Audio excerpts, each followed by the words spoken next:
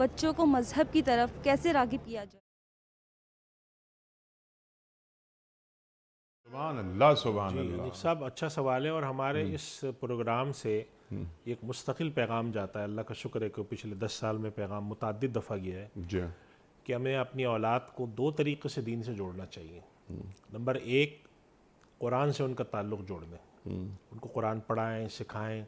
तर्जुमे के साथ। और सिर्फ़ ये नहीं कि हमने उनको 4 सूरतें याद करा दी, हुँ, बल्कि एक पूरा प्लान हो कि बच्चा अगर पहले दर्जे में है, दूसरे में है, 10वें दर्जे तक है, 8वीं 10वीं तक इसने कुरान करीम का तर्जुमा पढ़ा हो, कुरान से इसका ताल्लुक़ जुड़ जाए, तफ़सीर और इसके साथ एक ताल्लुक़ जुड़े। जी, और दूसरा ये कि अपने तर्ज अमल से, अपनी ज़िंदगी से, हुँ, अपनी अमली ज़िंदगी से, और हम ये बात भी इस प्रोग्राम से करते रहें कि जहाँ पर, और ज़ाहिर सी बात है हर माँ बाप की अपनी हुदूद हैं, क़ुयूद हैं, हर कोई तो हर बात नहीं बता सकता। जहाँ पर आप समझते हैं कि यहाँ पर मैं शायद बच्चे का जवाब न दे पाऊँ, शायद रहनुमाई न कर सकूँ, तो जिस तरह बीमारी की सूरत में आप डॉक्टर के पास ले जाते हैं, बच्चे की तालीम के लिए आप ट्यूशन का बंदोबस्त करते हैं, कहीं पर आप दीनी तालीम का, दीन के हवाले से उसके जहन को उजागर करने का बंदोबस्त करें। अगर आप इस तरीके से अपने बच्चे की तरबियत,